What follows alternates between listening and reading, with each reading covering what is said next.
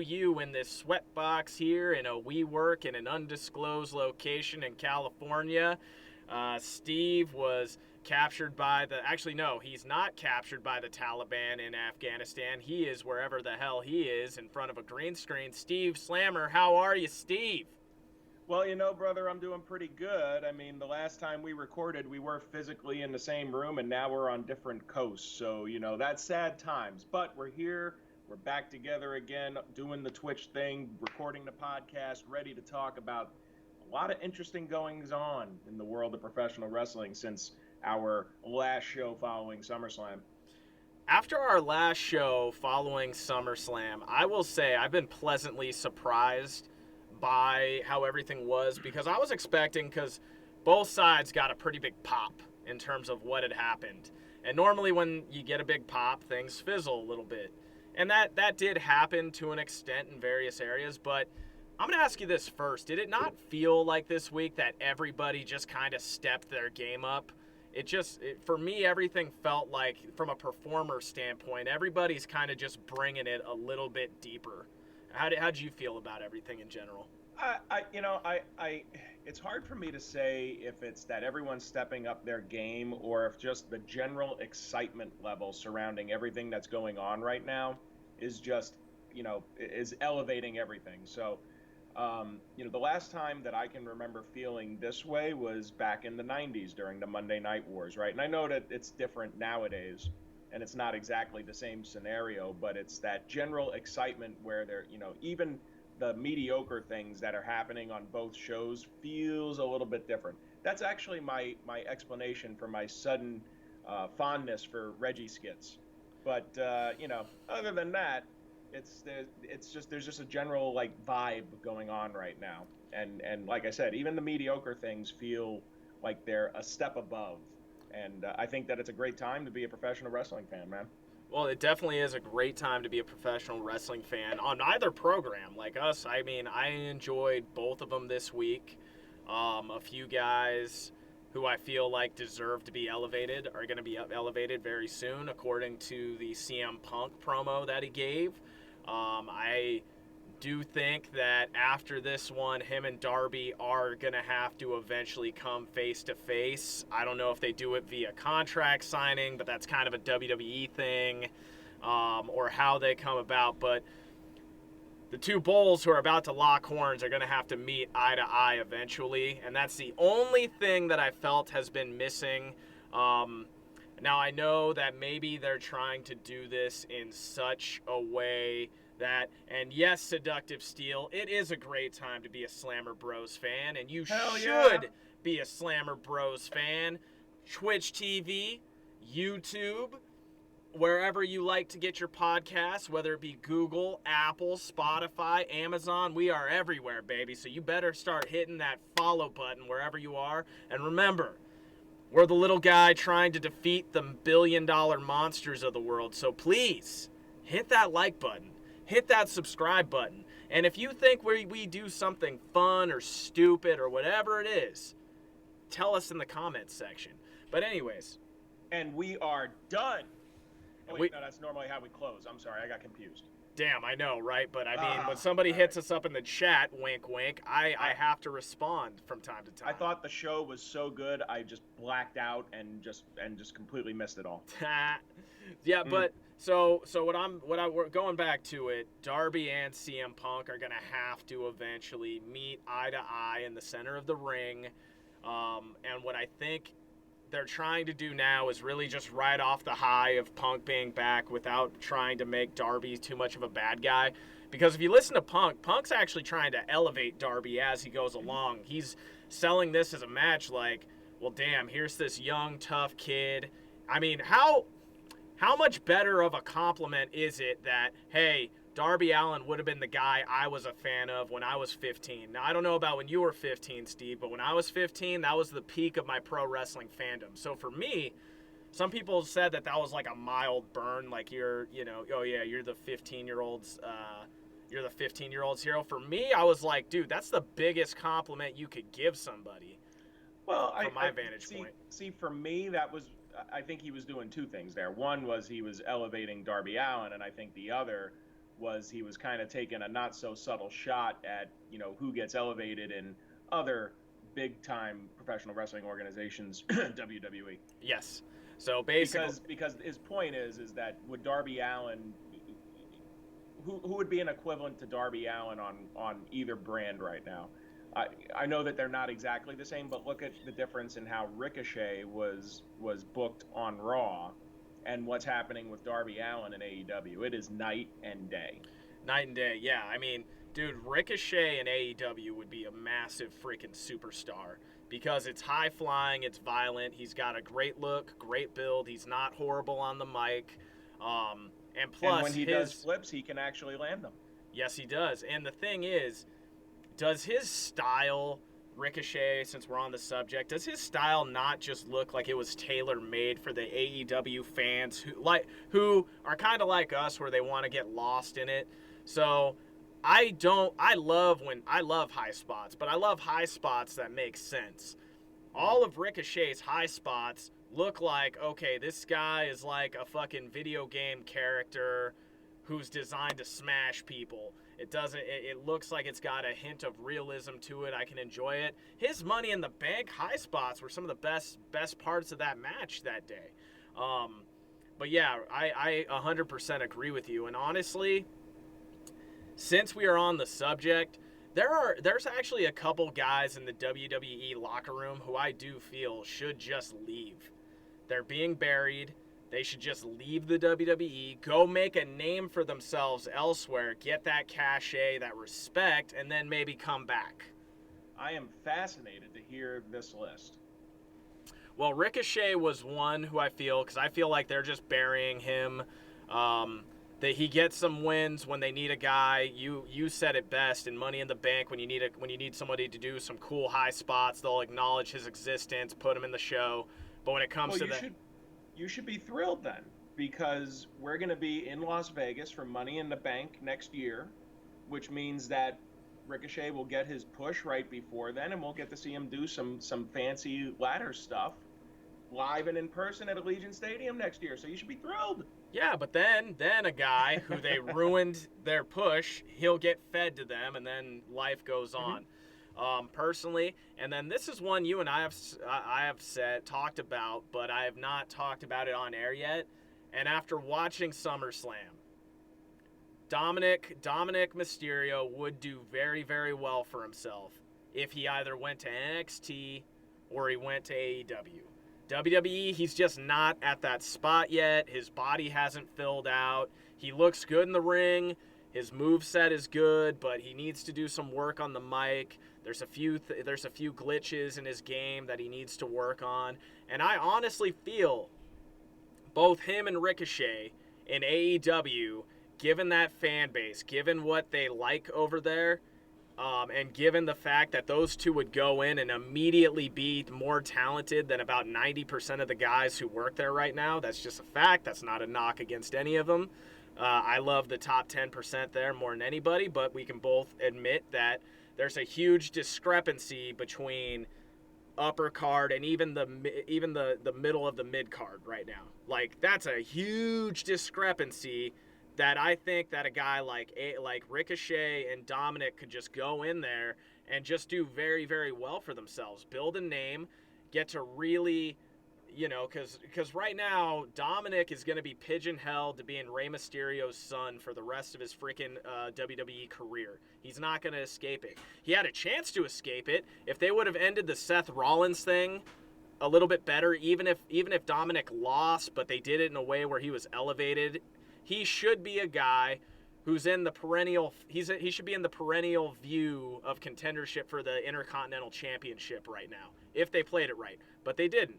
Now he's attached to his dad forever, and he's not going to be able to do anything or get any sort of push unless his dad gets him there. So that's why I would say Dom has got to leave, go make his own name at AEW or NXT. That's what I would suggest to him. But you're giving me a hesitant look, so I want to hear your thoughts. Yeah, so Dominic is an odd one. So in the expected reboot of NXT that should be happening soon, I would agree with that. I would say AEW, Dominic might have been better off being there 6 to 12 months ago. now they're getting a little top heavy. Some of their younger stars are being a little more established, and he's very green. So, I think it would have been actually more beneficial for him to be there, like I said, 6 to 12 months ago. Now, if he went there, he'd just be another face.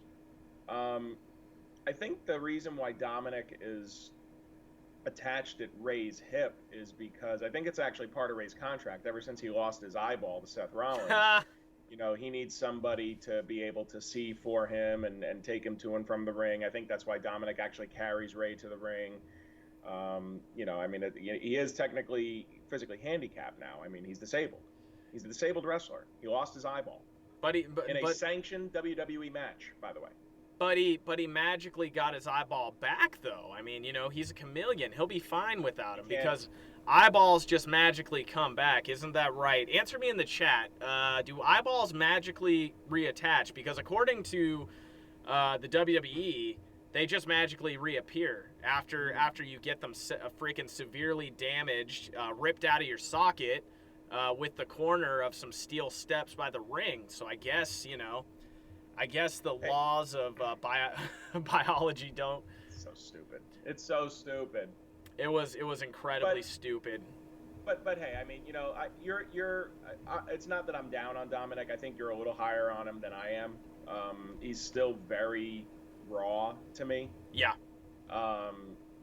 I've liked what I've seen out of him actually since he has been teaming with Ray, and I think that if you want him to learn under the learning tree, so to speak, there's two ways to do it. Either he teams with Ray, or he could be managed by Ray, or he feuds with Ray. So I don't think anyone's ready to see father versus son, because in no way, shape, or form should Dominic be beating Ray at this point. And if Dominic's not going to beat Ray, then what the hell's the point of even having him do it? So, they've started to sprinkle some nuggets in there with Dominic being overconfident and Ray having to kind of make him pay attention. I think they're setting the scene for something that could materialize down the road or not. But I agree with your general concept, though, in that he's kind of just there. Yeah. And it feels like he should be more. He should. And then when we were watching the SummerSlam match with the Usos, everybody in the crowd were just yelling, like, Dom, get up. Like, he looked weaker in that match than I would say Nikki Ash looked at times in the women's trios match, just based on how they had him. Now that's not his fault. I just think of how he took the offense, how he acted. Like, people were literally infuriated with him in the crowd. I don't know if that was by design or if they're just improperly using him. He was selling out on the floor so long that I was really starting to think that he was going to turn on Ray after the match. I thought so too. I thought he was either A, legitimately hurt, or B, he was going to turn on Ray. That is correct. The only place where people get legitimately hurt is in AEW. I think Matt Hardy might have broken his nose. I mean, my God, he was bleeding like a stuck pig from his face. Yes, he was. Anyway, I'm sorry. You were on your point about underutilized talent, sir. Yeah, underutilized talent. There's so many of them. It's tough to name. And for me, I think that, we now have the WCW of this era, which is AEW, whether people like it or not. That's the where it is. Now we just need an ECW to emerge. Maybe Ring of Honor gets a bigger push. Maybe Impact settles a lot of its financial woes over time.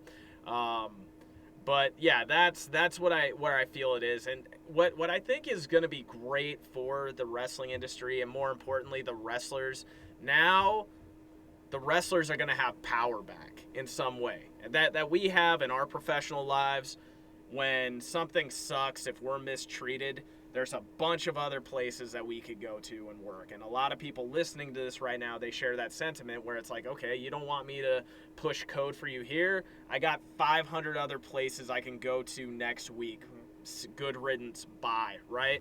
If you're a professional wrestler, at least up until like maybe 2 years ago when AEW became a thing, it's like, hey, I don't like what you're doing with my character. Okay, cool. Do you want us to release you and you can go work indies? Is that what you want to do? Do you want to just go work indies? Do you want to sell some protein powder on your Instagram? Now it's like Tony Khan is right there. Now you have options, and I think that, if they pull it off correctly, I think we might see a miniature territory resurgence where, you might see a couple other promoters come up and get some TV time. Like, hey, look, Dynamite's pulling in 1.3. I'm pretty confident I can at least get you 500,000 viewers a week for a wrestling program. I think there's going to be more options for the wrestlers. I think there's going to be good, healthy competition. And I think that ultimately the WWE product is going to be better because of it, because now they're going to be forced to, at the very least, make themselves look like they're the dominant wrestling force, and which, let's be honest, after we went to SummerSlam, they clearly are. It ain't even close right now. But AEW is getting a little closer to the heels. So go ahead. Yeah, absolutely. I think that if anything, the success of AEW is proving that the model of when you're starting a wrestling promotion. So we can look at the origins of TNA, or we can look at the fact that Ring of Honor has only been able to go so far, or even the revival of NWA. Yeah. Right. The difference in all of that is Tony Khan is not a millionaire. He's a billionaire, or at least he has access to his father, who's a billionaire, right? And I'm not like $1 billion. We're talking multiple billions of dollars, right? $7.6 billion. Right. So you have to have that much capital nowadays to get something off the ground that's going to look legitimate. So when you look at the physical look of Impact on TV feels grungy. Very much the physical look of NWA Power, or pick a place, right? Like it always looks like a hair below. WWE is obviously a major production, and AEW, it's got a dark look to it, but it looks like a professional show. It does, yeah. The production quality, not always the wrestling, but so you got the billionaire, you got the national TV contract on TNT, and those are the things that you need to get your foot in the door. I'm sorry, I know that Impact tried to compete with WWE when they were on Spike, but what channel are they on now? Are they still on Destination America? I don't even remember. I don't even know what channel. Pop TV, I think. I don't know. I don't know. I always see them on my TV, but it's always in one of those obscure channels in like the 700s or something like that. You know what Pop TV used to be? What did Fuse TV, was it? No, it used to be the TV Guide channel. Really? I did not know that. Yeah. So basically they're on the TV Guide channel. Yeah, no, yeah. I agree with you, man. But so that's why you would need somebody like a Mark Cuban to want to get involved, who would probably do something like that. You're gonna need to make this something to where it gets back into the mainstream appeal. But I could totally see somebody like a Mark Cuban, dare I say an Elon. Okay, I want to see what Elon Musk would do with professional wrestling. I want to see an Elon Musk professional wrestling show. They all drive to the ring in Teslas. It'd be amazing.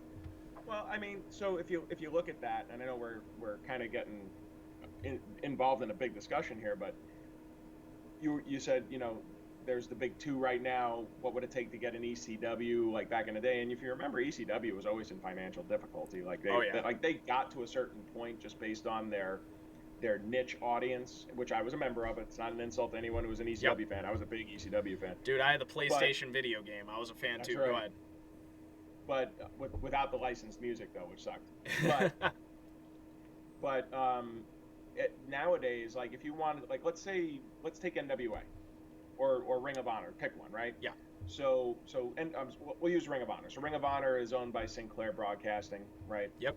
And there's a certain level that they got to. If Mark Cuban came tomorrow and said, "Here's what I'm going to do. I want to buy Ring of Honor, and I'm going to invest $1 billion into, or half a billion dollars into Ring of Honor," you would have, within 2 years, you'd have a big three. You would, 100%. Because now there's competition for the talent. Ring of Honor already has a pretty good pool of talent. You elevate that on a national stage with the backing of all that money and that celebrity that comes in.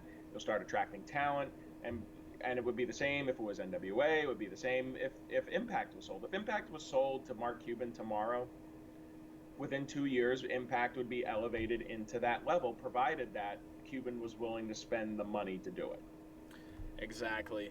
And what I'm saying, and to my original point, I really do think that if they keep playing this properly, the professional wrestling is going to become more attractive to other destinations.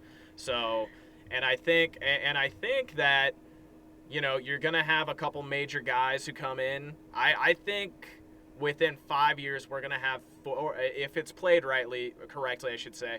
We're going to have 4 major wrestling promotions, and you and I are going to be pretty goddamn busy throughout the week. But I could see 4. I could see another billionaire with a cowboy hat.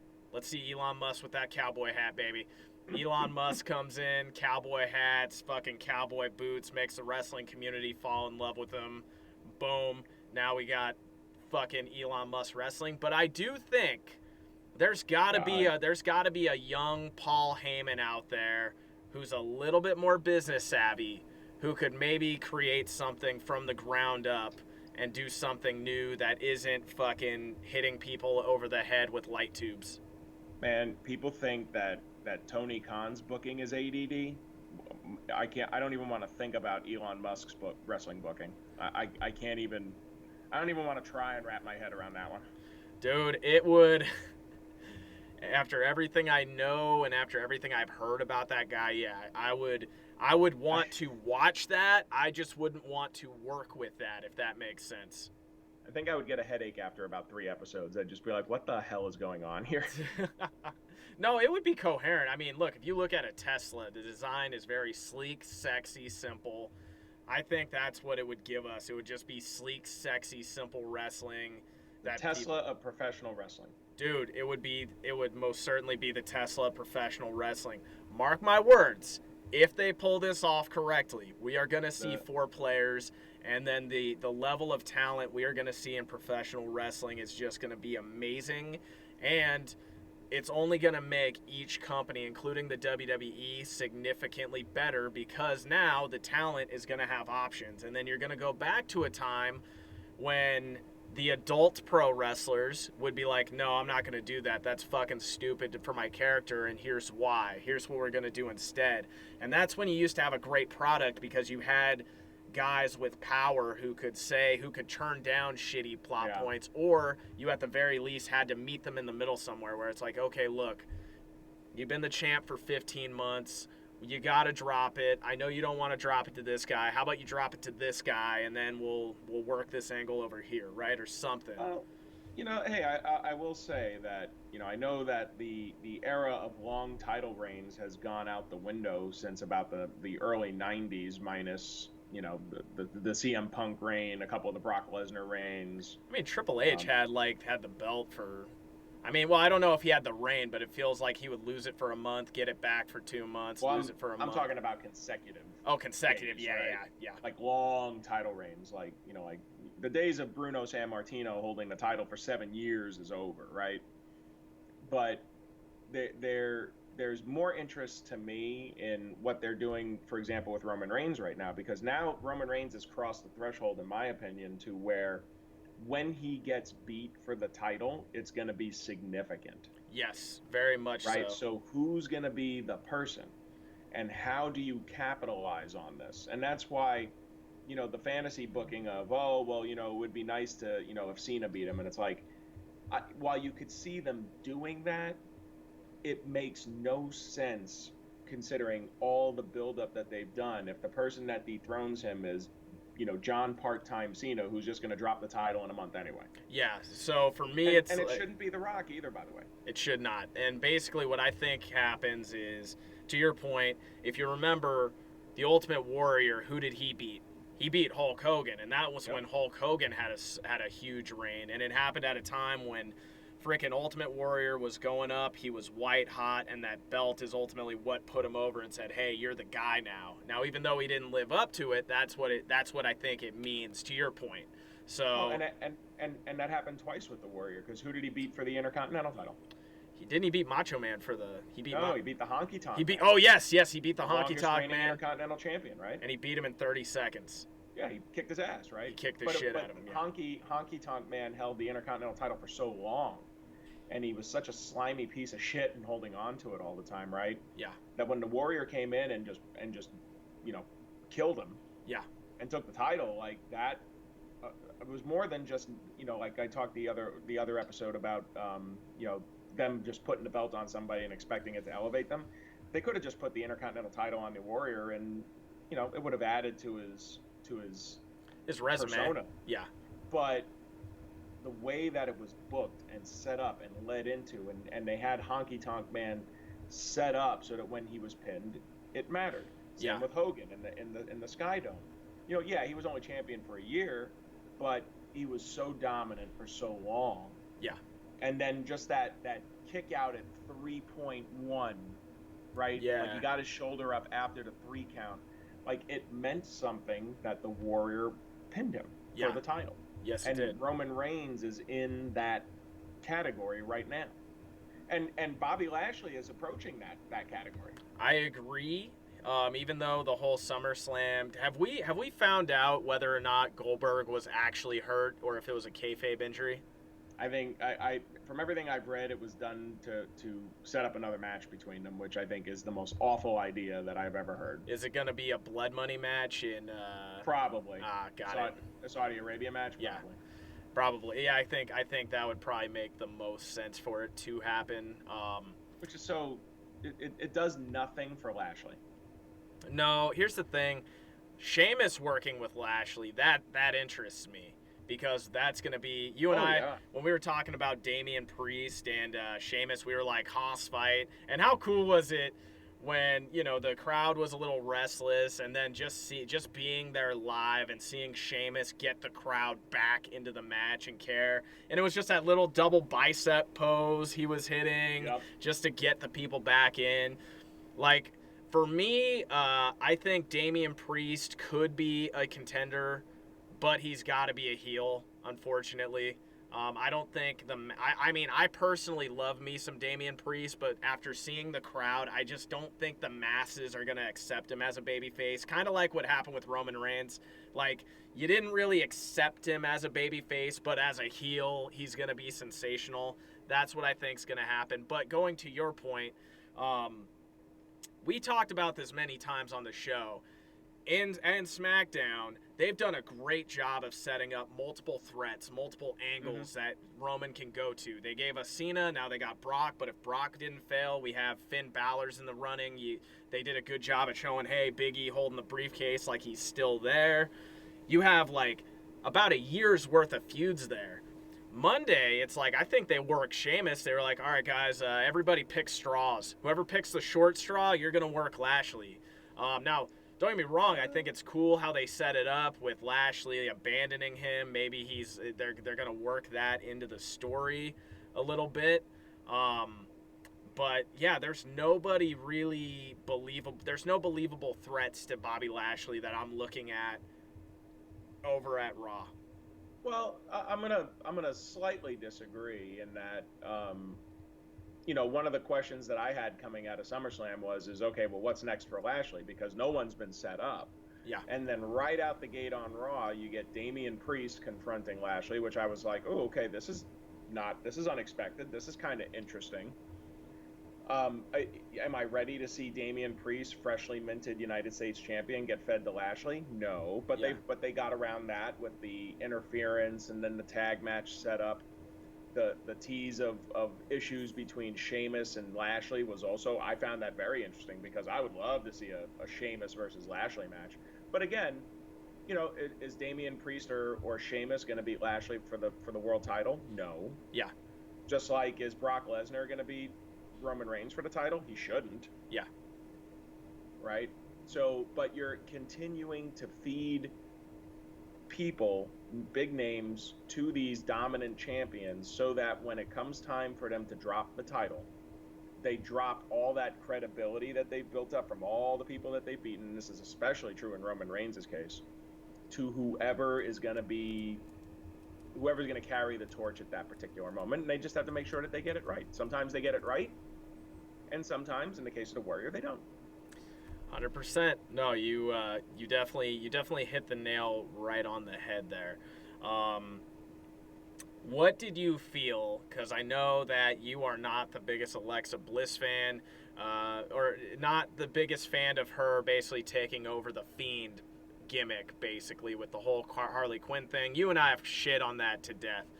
What did you feel about her coming out and interrupting Miss Charlotte Flair's promo? How do you like that feud? What do you think about it? I think if I was seeing a feud between Alexa Bliss and Charlotte Flair for the title, I'd say, okay, well, it gives Charlotte something to do. The Alexa Bliss is the Lady Fiend thing, I was hoping would run its course by now, but it's clearly not. And honestly, I think this is the first time that I've ever really agreed with Charlotte Flair, because the look on Charlotte Flair's face was more like, "Are you fucking kidding me?" Yeah, 100%. Like really? Like really? This is what I. Well, I mean, basically, Rhea and her ran their course, because Rhea Ripley is the one woman who I think is believable. Like, have you seen? Do you follow Rhea on Instagram? Yep. Dude, she was freaking doing rack pulls with 365 pounds, and she's nothing but a $140. Yeah. She's a strong. She's a beast. She is a beast of a woman, and I'm like, okay, you can beat her. And then she was standing next to Riddle, and I've trained with Riddle a few times. He's a big boy. She's like almost like Riddle's size, like, and all compact. So I'm like, okay, but she's gonna work a tag team with Nikki Ash, and that's happening because I believe it's not Tamina, it's who is one half of the tag team. How far has Shayna Baszler fallen? Dude, Shayna Baszler. My God. Dude, like she's they fucked her up so bad. They have. Dude, we're talking about a female MMA legend here. Not just a former fighter. This woman was a legend. Like, on every freaking top women's fighter list, she's top 15 easy, because she's one of like the founding, I guess you call them the founding mothers of mixed martial arts in terms for women. Mm-hmm. She came out. She was a total badass. That freaking Kimura suplex that she hits, oh my fucking God, that is money. But then you're right, they broke her. They paired her with... They fucked up the booking. They fucked up the booking with her. They honestly fucked up the booking with Nia Jax, making her like her moveset like that of Rikishi now. Well, yeah. I'm not a fan of that, because Go ahead. Because if they would have booked it correctly, you would have plenty of options for Charlotte Flair to feud with. That way you didn't have to go through a month of that superhero angle. You wouldn't have to fucking now put in somebody like the Fiend Alexa Bliss. Because, look, I'll be real with you. I like Alexa Bliss too. Unfortunately for me, when you compare her to a Rhea Ripley, when you compare her to a Charlotte Flair, she's not in that league. But you tell me, like, hey, Shayna Baszler versus Charlotte Flair, if Shayna was booked correctly, I'd be like, yeah, I've seen Shayna just freaking destroy women in the cage. I could see her beating Charlotte. Like, you could do that with Nia Jax, but now you can't do that, and now one of your most dominant females, now she's going to be in the tag division just freaking doing, like, with Nikki Ash as something to do for a while. So go ahead. Well, did you see any of Shayna Baszler's booking in NXT? I caught it a little bit. I know she was part of the Mae Young tournament. Well, yeah. So, well, just in general, her booking as the NXT Women's Champion. I mean, she did drop the title to Io Shirai for a little while, but I mean, she was booked as a dominant, freaking badass killer. Yeah. Right. And this is twice now that WWE has screwed up a ready-made character coming out of NXT, because they did it with Asuka. Asuka came out of NXT. She was undefeated for 2 years, and then they had her lose to Charlotte Flair at WrestleMania. Yeah. So Shayna Baszler comes up. She challenges Becky Lynch for the world title at WrestleMania, the first WrestleMania of the pandemic. So the one in the Performance Center with the ceiling fan. Mm-hmm. And she needed to beat Becky Lynch. Yeah. And they had her lose to Becky Lynch. Wow. And right there, the aura of invincibility is gone. Exactly. And unfortunately, a lot of people that watch main WWE programming don't watch a lot of NXT. So all that goodwill that or all that, the same thing that we're talking about with Roman and with Lashley, in terms of all the credibility that they built up that ends up getting transferred to somebody else. Like, there's no chance for that there. And instead, you end up crippling Shayna Baszler. Then she gets dumped into this ridiculous, stupid tag team with Nia Jax, who needs to go to wrestling school. I'm sorry. Yeah. And now, because they want to protect the big Nia Jax, Shayna Baszler is taking pins all the time. Yep. She got beat again on Raw. Yep. And I'm sitting there going like, how do you fuck up this character? And yet they have. Well, dude, I mean, let's be honest. Ricochet had a dance partner on Raw this week, and what the fuck was Karrion Kross wearing to the ring? It honestly looked like they watched Road Warrior, the Mad Max Road Warrior movie with Mel Gibson back in the late 80s, and they basically they saw 15 minutes of that movie, and they were like, oh, we got it. Here's your ring attire, bro. It's going to be sick. And then in reality, he looks like he's the doorman at a fucking BDSM club in fucking San Francisco. That's what he fucking looks like, bro.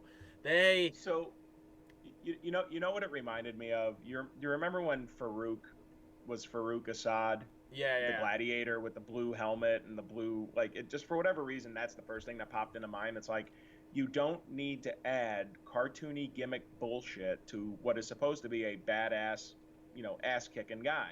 So Farouk, once he dropped that, then, he was fine. He went into the Nation, he did his own thing, right? With this, I didn't understand the gear change. So he shows up on TV as the NXT champion. They have him lose to Jeff Hardy. They have him lose to freaking Keith Lee. Then they have him beat Keith Lee.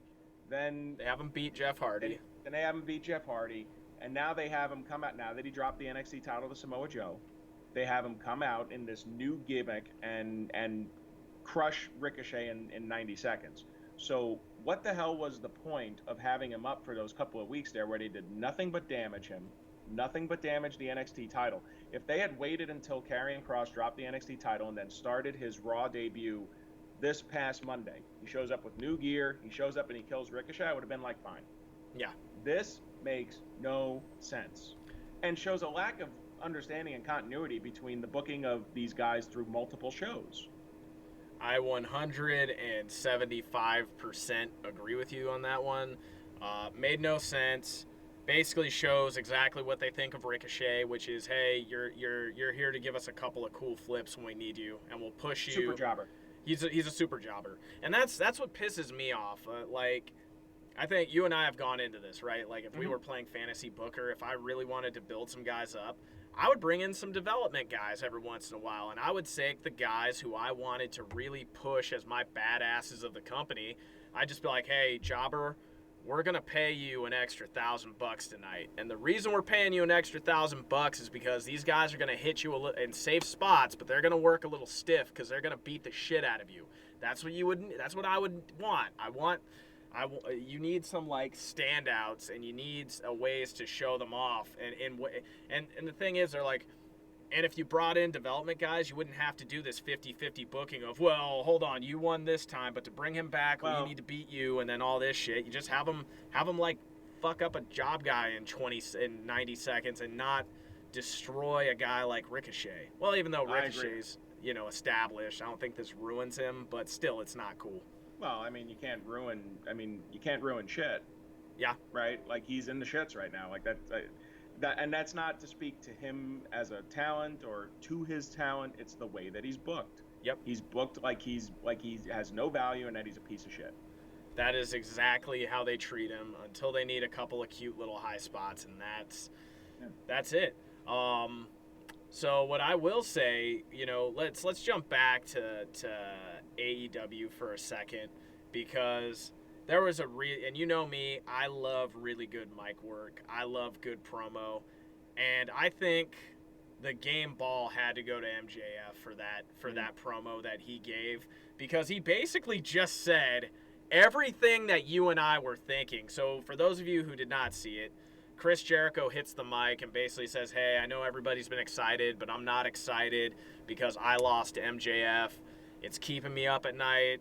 And then he brings up the one thing that would get MJF to come out. And this is, a credit to Chris Jericho, right? To his part of this story, which is, hey, if you beat me, I will retire to that announce desk. I will never wrestle for AEW again.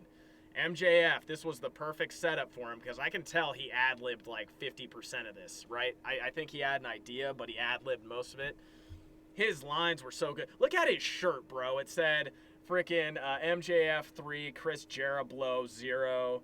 Beautiful. What he says was, he was like, when I heard you say my name in the back, I thought to myself, Chris, this is getting embarrassing. Like, that line was great.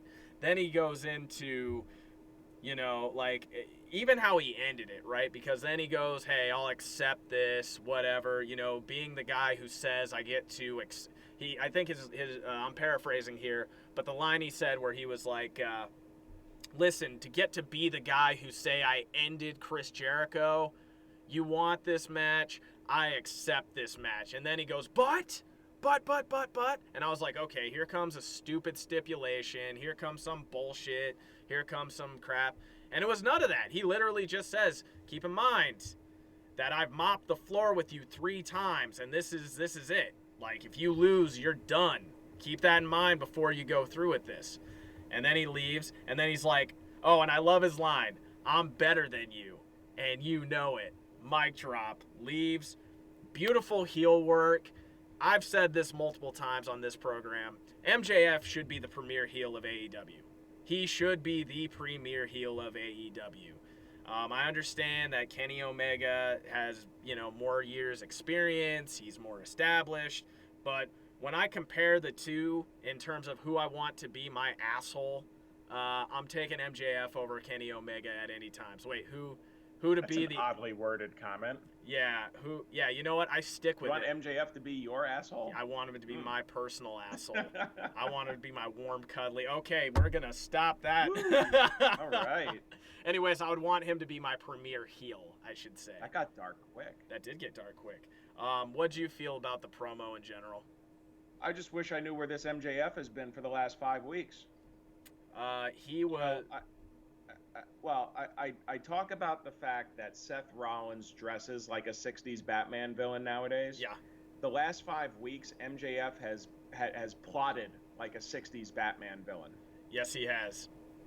And now he comes out and he's super serious and he's just like, he's got that aura of I'm better than you. You know, his line, his little catchphrase there, his logic actually makes sense. Yep.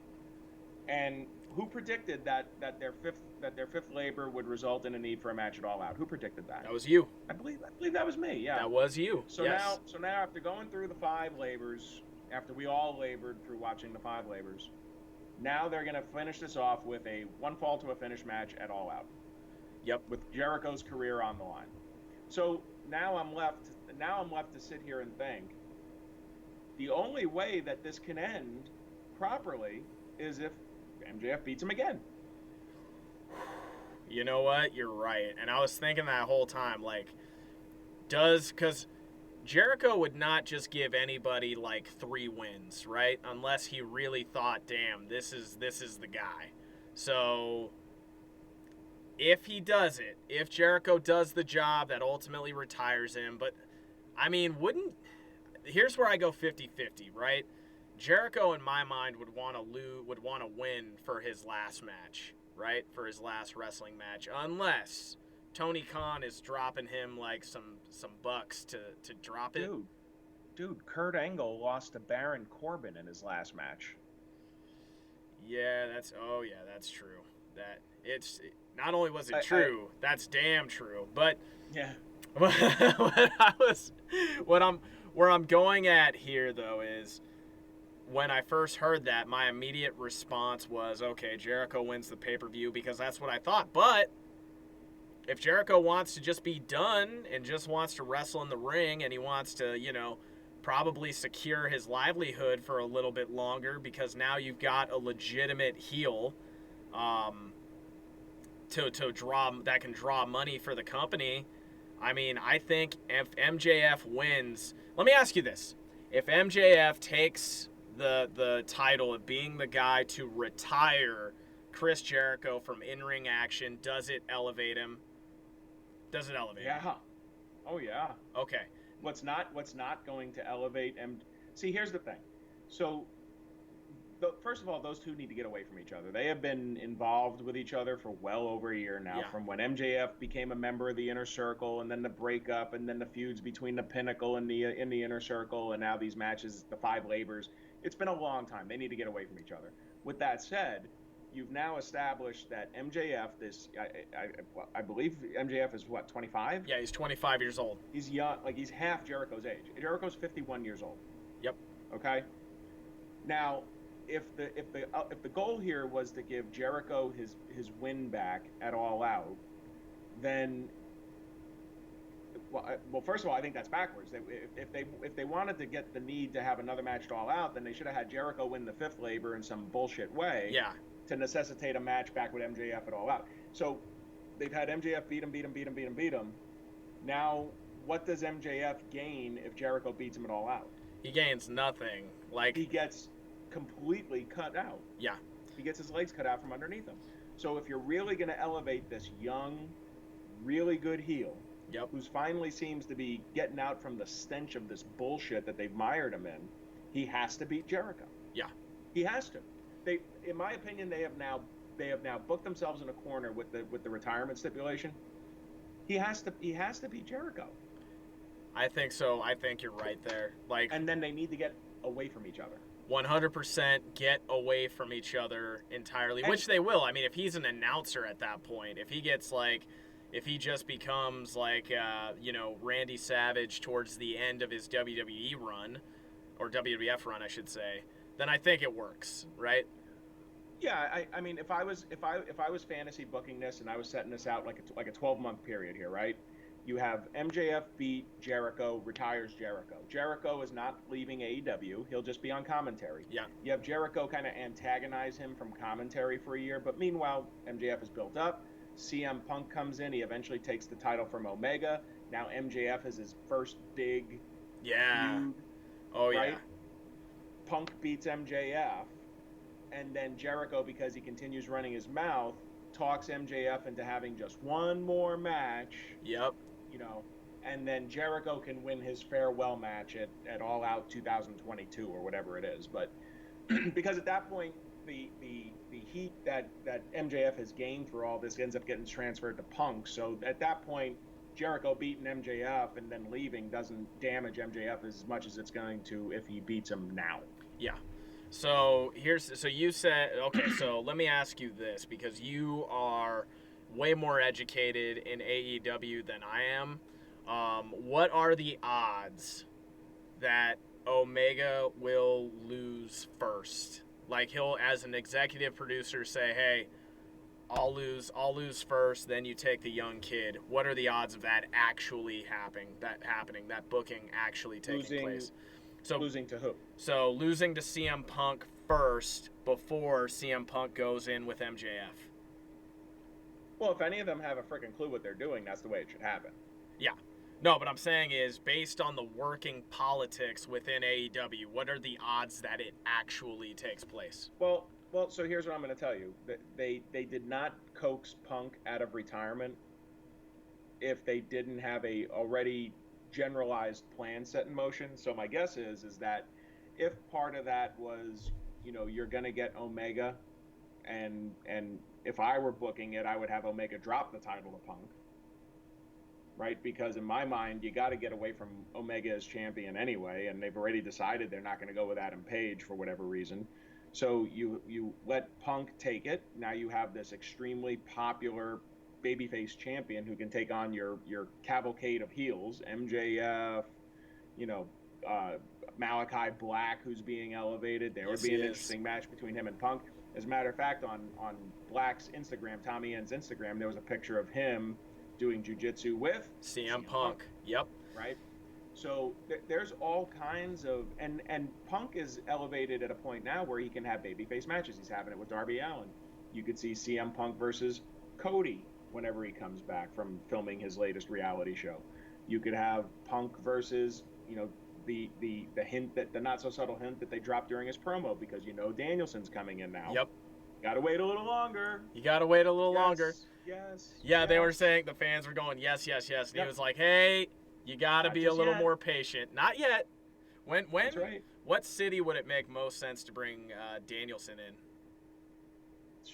Probably. Well, I mean, I don't know if he's going to be available by then because I'm not sure if this has to do with his non-compete. But if I were going to do it, I would do it at the tennis center, the Arthur Ashe Stadium match in Queens in September. Yeah. Because it's their first time running New York, really.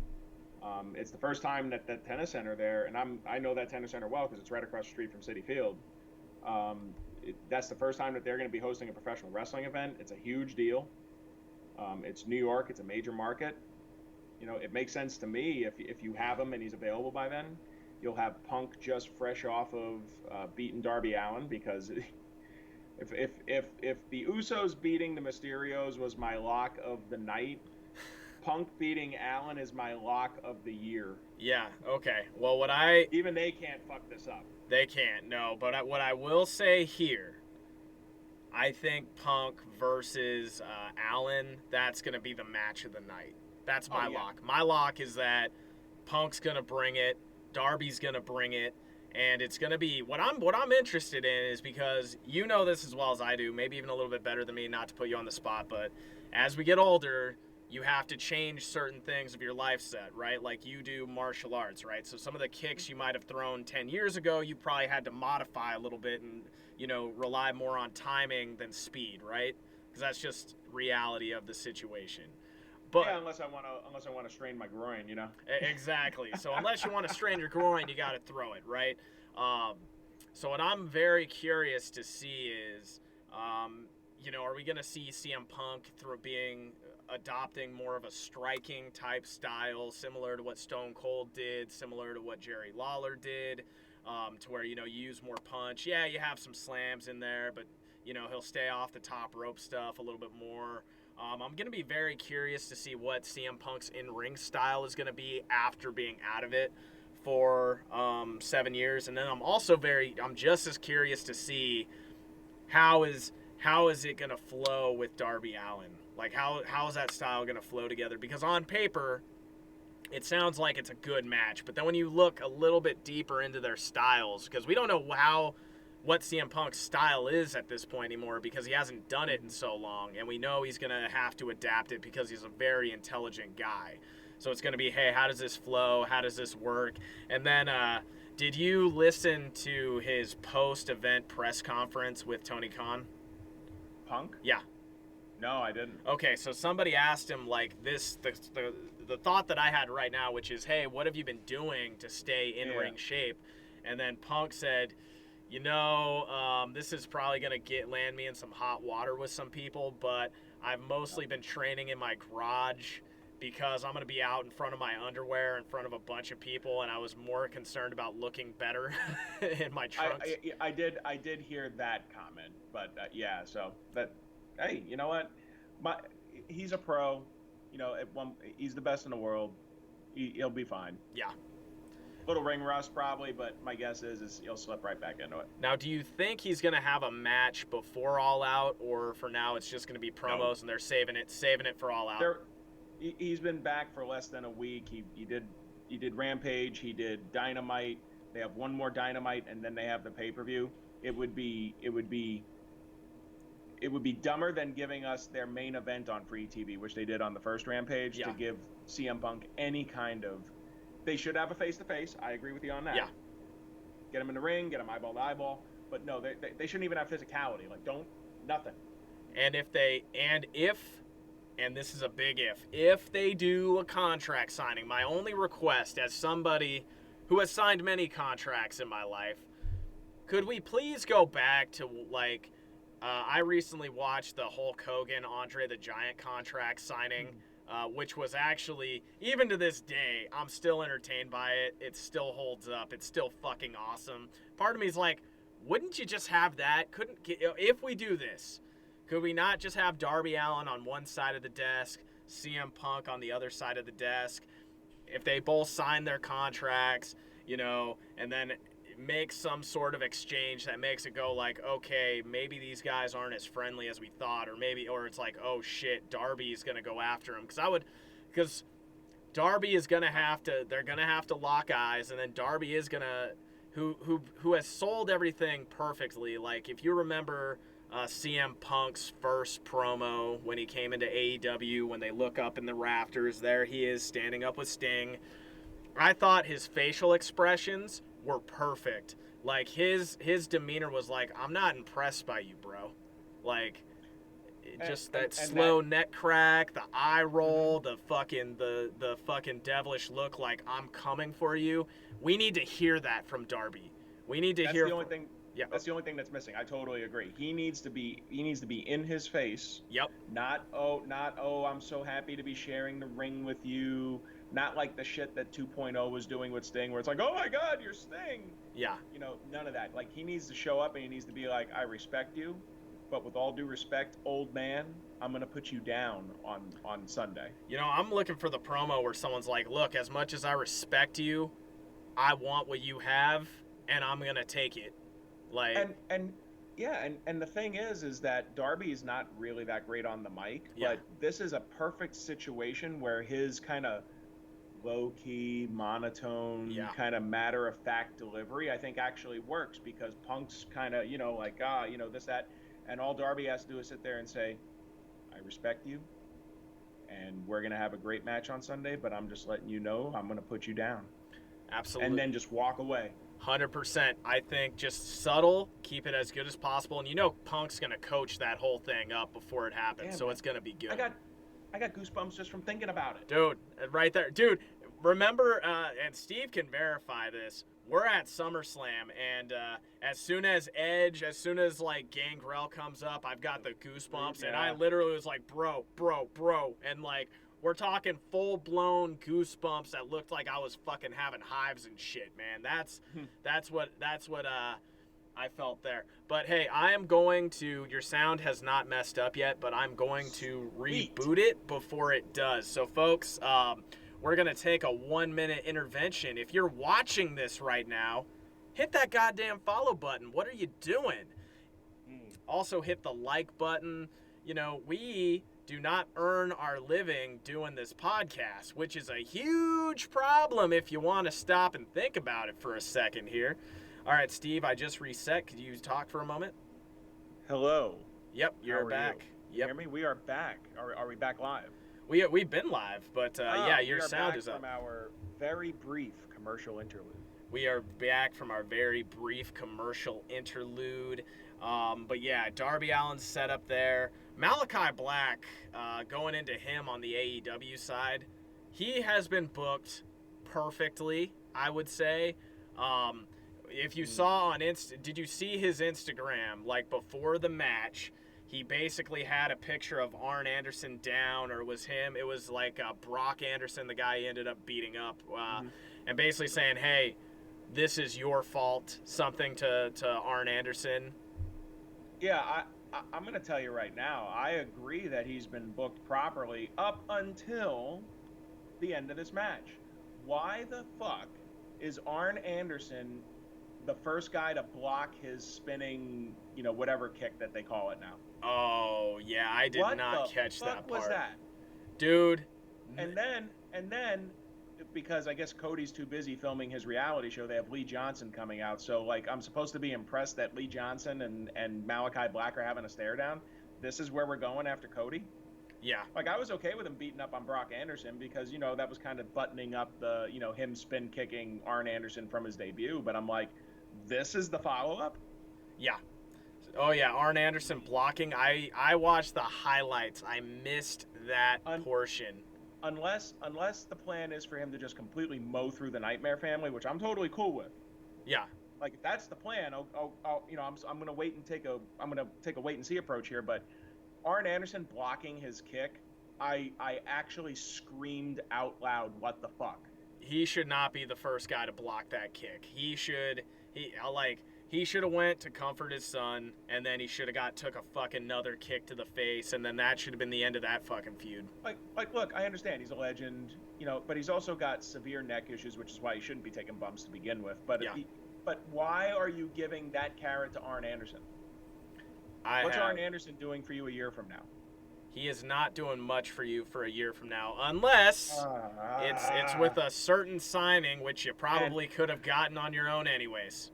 Well, and it's shit like that that every time I think about MJF should beat Jericho, Punk should beat Darby. In this case, Omega should beat Cage. I stop and I say, so much goodwill, so much makes sense. The promo made sense from MJF. Punk and Darby are doing their thing, and then they do that shit, and I go, oh my god, like these people don't know what the hell they're doing. I could completely see what you're saying, and that makes sense. I don't know, man. Malachi Black, he's your badass. I mean, you basically just sacrificed Cody Rhodes for him. Well, put Cody Rhodes' win on hold because we know when Cody comes back, he's gonna get his win back. But that's here nor there. I got 2 words for you: Brody Lee. Brody Lee. Oh God. So same thing. They had Brody Lee kick his ass for the TNT title, and you think, wow, like that was wow. And then it was just so that Cody could go away and film his couple episodes of the big show that he was doing, Great Big Show, whatever it was called. And then he comes back and he beats Brody Lee in the dog collar match to take back the TNT title and completely undid everything that they tried to do with Brody. That's my fear with Black right now. Honestly, he's continuing to feud with the Nightmare family. Why? Who the hell cares? Except that they need to keep him in a holding pattern so eventually he can take on Cody again. And when he does take on Cody again, what's going to happen? Well, based on history, Cody's going to beat him. And then you've completely wasted everyone's time with everything that you... And that's not to say that that Black needs to be undefeated, but that was his signature win. I mean, he pinned him with 1 foot. Oh, dude, he did the Ultimate Warrior pin on him with 1 foot. That was... that... Yeah, if Cody's gonna get that win back, it needs to be a year and a half from now. It needs to be way down the road. I agree. And okay, so Malachi Black, from what you're seeing, I mean, here's the thing: you got MJF, you got Malachi Black, who's kind of like your darker heel. I don't mind Kenny Omega as being one of your heels. I just have a problem with him being your champion. That's my key issue there.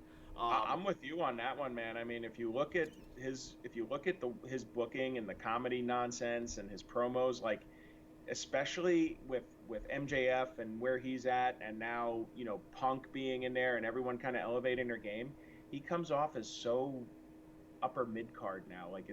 It's hard for me to fathom that he's the champion in the same company where you've got CM Punk and just like God, like it. It's time for him. It's time for him to move.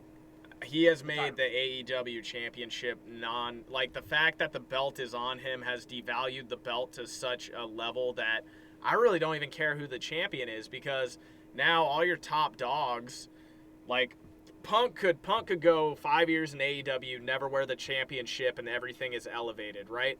Freaking Bryan Danielson, same thing. He could go through his entire time there, no belt, elevated. Freaking Malachi Black even, because I feel like he's got this really cool, dark, twisted, it's not Undertaker-y, it's kind of more like the Wyatt family-ish thing going on with a darker character. I feel like they're all set with heels, but you are correct. I feel like Omega needs to drop the belt. It's not going to happen, but part of me hopes he would drop the belt to Christian that way, because Christian as a champion elevates that title to at least where you pay attention to it, because I doubt he'll drop it to one of the young guys to elevate them, because in honesty, I'd be okay with it if he just dropped it to Jungle Boy or one of the young guys who's been there for a while, who's a fan favorite, and then Jungle Boy could drop it to Punk, but elevate one of the younger guys. But we've talked about this ever since the big 10-man tag, the Survivor Series style match that they did, where it's like, okay, well, what are they doing here? It feels like everything's in a holding pattern. Yeah. None of those people are beating him for the title. Yeah. They are now setting up a scenario where they're bringing in these big stars. If he's going to drop at this point, if he's going to drop it, it's either going to be to, if they get around to Adam Page again, but I don't know what's going on with that right now. It's probably going to be to Punk or to Danielson, honestly. Yeah. I mean, I think those. go ahead. I think those would be the only guys that he would drop the title to, because I don't think he'll drop it to anybody who it would help. But I feel like he's the type of guy, if he was to lose, he'll lose to somebody who it at least makes sense and there's no shame of it, right? Like, there's no shame if you lose to CM Punk, right? Like, you're elevated if you lose to a guy like that. Adam Page was the only guy that was in position to do it. No one else is in position to do it. Dude. You know, as much as I would like to see Jungle Boy get a shot, Jungle Boy, even after he won the Casino Battle Royal and he challenged Omega for the title on Dynamite, it wasn't the time yet to pull the trigger on that title switch. Yeah. And he should not lose it to Christian. I mean, he already gave Christian one pin, and that was, I think, to better promote the possibility that Christian could beat him at the pay-per-view, which is not going to happen. Well, I think there's that, and then I also think he dropped it because now there's another belt where you can have a division, because you're going to have all these guys coming in. Belts, for some reason, at least gives like a common goal, various rankings. Remember, it's the Impact title too. I mean, they probably wanted their belt back. like AAA wanted their Mega Championship back, and AEW had to pull a little veto on that. So, you know, I don't know what's going on. It makes me wonder what the hell the point of the whole belt collector gimmick was to begin with. And I think what we're seeing, my opinion, is that they were going down a path where it was going to be Kenny Omega the belt collector, eventually have his big showdown match with Adam Page, and then, you know, do business. And then all of a sudden, plans change because you've got, we can get CM Punk? Yeah. Oh, shit. Stop. Clear the table.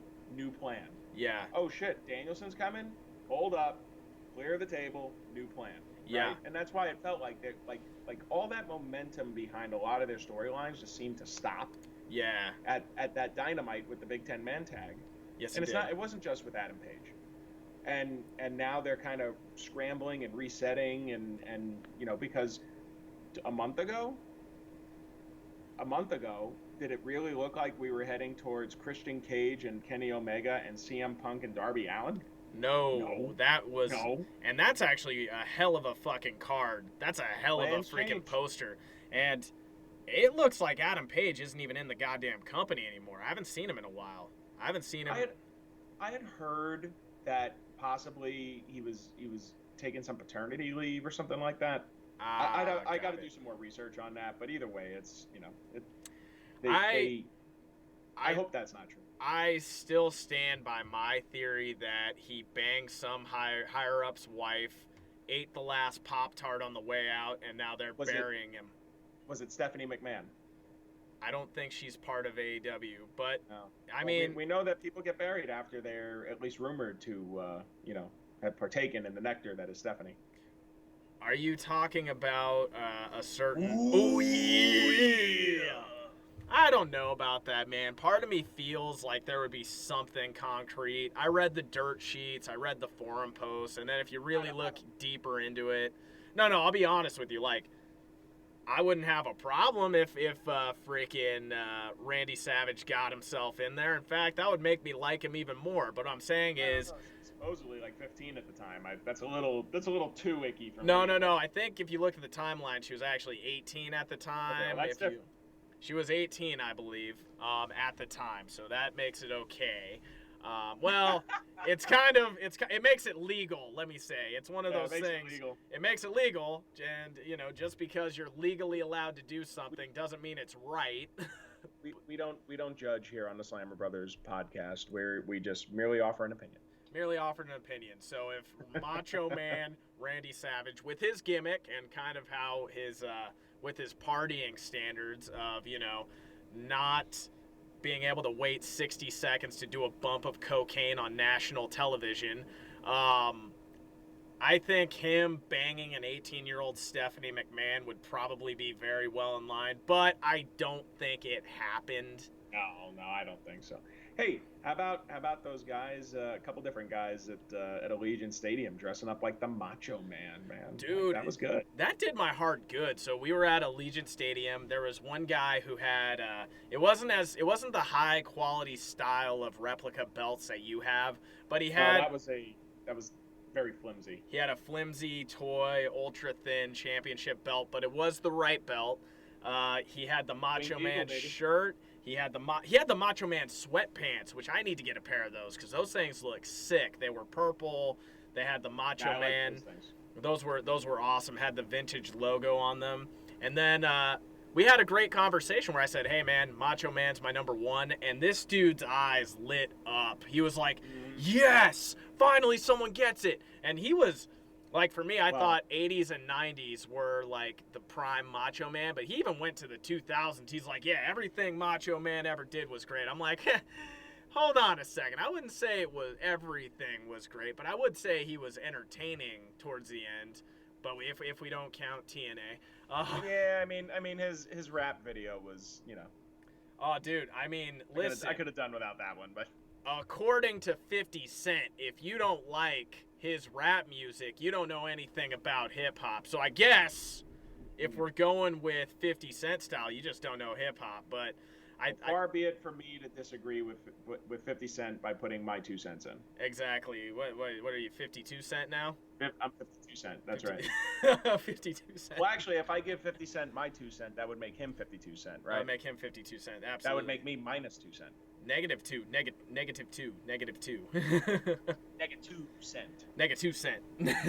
Okay. It doesn't roll off the tongue quite like I Steve's. think, and I think enunciation on that one is extremely important because we were saying negative 2, and not using something else. Exactly. Oh yeah. But nah. But anyways, there was some great Macho Man shirts in there. What I loved was somebody had a glowing belt, and I think they were trying to pay homage to either. They're probably trying to pay homage to Asuka with that cosplay because the belt was flickering in different colors. It was like, and this wasn't a cheap, flimsy belt either. It looks like they modified one of the good belts, one of the good replicas. I'll tell you, I mean, it was Las Vegas, and with that belt and that robe that person was wearing, I'm convinced it was just a pimp who worked their way into the stadium. I would say that too. And then also, speaking of SummerSlam, we didn't get into this, man. Here's one thing I will warn you about being a wrestling fan in Vegas. When you wear the shirts, you attract some crazy people. Because there was this one guy in the elevator who had a kind of a bullshit story. It's bad when you click on the button, they wait until you're already past their floor so they can push on it again, so now you're stuck with them. So basically, we were going up to the 20th floor. He was going up to the 11th floor, and we were kind of in this position where we were both kind of stuck with this guy. And the same night of SummerSlam, Pacquiao fights and Pacquiao loses. And this guy claimed to be a boxing fan. We tell this guy that Pacquiao loses, and he punches the wall of a freaking elevator. And didn't he say something like, "Oh, I could have won so much money"? Yeah. And as soon as that elevator door was open, you and I, we didn't turn our back to this guy. We just walked out. We're like, okay. And he was still freaking out as soon as we left. You have a good night, sir. We both told that guy, just have a good night, because you do not want to be stuck with crazy. Not in an elevator, no. I've had that happen before. Ugh. Oh, dude, we should get the elevator story from you sometime. Maybe if we just have like a fireside chat. Special edition of the Slammer Brothers podcast. All right, so I'm gonna ask you this, and you know what? I love the format of this show because we just had a nice free-flowing conversation, not as formal as we normally go. But I'm gonna ask the $1 million question: if you had to compare Raw to AEW this week, who had the better product? Can I vote on NXT TakeOver? You can vote on NXT TakeOver. Actually, before I answer your question, did you get a chance to see the Walter Ilya Dragunov match? I did not get to see it. It is on my playlist when I get home. So, for you and for anyone else that check that match out, those two guys beat the shit out of each other. So they worked stiff? Oh, well, Walter just works a stiff style. Yeah. I love me some Walter, but do yourself a favor, check that match out. Like that was a rough match. Okay. With that said, though, Raw versus AEW, I'm gonna tell you that I kind of liked Raw a little bit better. Okay. AEW, it wasn't a bad show. The main event didn't make sense to me. Mm-hmm. I don't know why Malachi and Brock Anderson went last. I wouldn't have done it that way. and then just little issues here and there, but nothing that was bad. I thought that Raw, if you tempered your expectations, because I think that there may have been some people out there that were expecting like the post WrestleMania type of Raw. Yeah. I don't think we're back fully to that scene or that type of environment yet, but I thought the main event was pretty good. Riddle versus AJ Styles, that was good. Even the Reggie skit didn't particularly offend me, although I will say that I like that they moved it. Yeah. But they can't keep going back to that same Raw. Like you got to mix it up. You got to mix it up. Yeah, right? yeah. And like new interesting opponents for Lashley. I thought it was just Raw didn't completely piss me off. You know what I will say for Raw, it felt like a good holding pattern show. A few things, because here's the thing: I may not like Rhea and Nikki Ash, teaming up, because I feel like you take an opponent off the table for Charlotte out of the women's championship picture, but they need something to do while they feud with Alexa Bliss, so it'll be a fun tag team. It's not going to be Rock and Sock Connection. It's not going to be RK Bro, but it'll be entertaining. Dude, how good, I forgot to mention this, AJ Styles versus Riddle, that was a fucking great match, dude. Yeah. I loved Absolutely. it because, AJ... What was your favorite part of the match? My favorite part of the match, so basically, for those of you who didn't get a chance to see the match, it starts off, there's not going to be a match, it's a celebration of RK Bro winning the championship. So, RK Bro gives Randy Orton a custom-made scooter, which we know full well that our Randy Orton is not going to actually get on the goddamn scooter, right? But there is a moment in the match where Omos tries to interfere, and Randy Orton uses the scooter, but he uses it to beat the shit out of Omos, and I was like, that right there is good. That is my fucking brother right there, because that I popped so big for that, because I hate that damn scooter. You hate the scooter, but it's like, okay, that is the only way Randy Orton would ever use that thing in any sort of way, which is to beat the ever-loving shit out of a guy like Omos. It makes sense. It made perfect sense. It's like, so that was my favorite part. I love Matt's finisher. I love the jiu-jitsu implementation into the matches, because Matt Riddle's a legitimate jiu-jitsu black belt. So I love his pop triangle. I love the submission spot with the rear naked chokes. His finisher with the slam is really good. And then honestly, dude, for me, this is this generation's Rock and Sock Connection. It's two guys who really don't make sense together from a personality standpoint, but their in-ring flow and chemistry and what they bring to the table, they're my favorite tag team right now. That's why I copped $35 for the shirt, and that was my favorite Raw moment. Yeah, man, I'm telling you, like, I was a fan of Matt Riddle's work in NXT. I thought that he was an annoying stoner douche on the main roster, and he hasn't really changed, except that now it's not so offensive to me when partnered with stoic, Viper Randy Orton, like the odd couple pairing works. And for whatever reason, I'm significantly entertained by it. And I think I'm most entertained by, how does this end? Exactly. How does it end?